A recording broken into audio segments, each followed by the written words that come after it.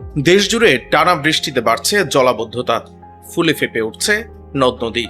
আবহাওয়া অধিদপ্তর বলছে, সক্রিয় মৌসুমী বায়ু ও বঙ্গোপসাগরে সৃষ্ট লঘুচাপের প্রভাবে দেশের বিভিন্ন অঞ্চলে ভারী থেকে অতি ভারী বৃষ্টিপাত অব্যাহত থাকতে পারে। একই সঙ্গে উত্তর, পূর্ব ও দক্ষিণ পূর্বাঞ্চলের কয়েকটি জেলায় আকস্মিক বন্যার আশঙ্কাও রয়েছে। এদিকে নদী বন্দরগুলোর জন্য জারি করা হয়েছে সতর্কবার্তা। দেশের 16 জেলার উপর দিয়ে ঘন্টায় সর্বোচ্চ 60 কিলোমিটার বেগে দমকা কিংবা ঝড়ো হওয়ার সঙ্গে বজ্রবৃষ্টি বয়ে যেতে পারে বলে জানিয়েছে আবহাওয়া বিভাগ। ঝুঁকিপূর্ণ এলাকাগুলোতে নৌযানগুলোকে সতর্কতার সঙ্গে চলাচলের নির্দেশ দেওয়া হয়েছে।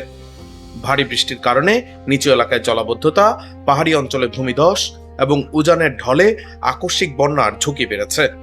বিশেষ করে পাহাড়ি ও নদী তীরবর্তী এলাকার বাসিন্দাদের সতর্ক থাকতে বলছেন সংশ্লিষ্টরা।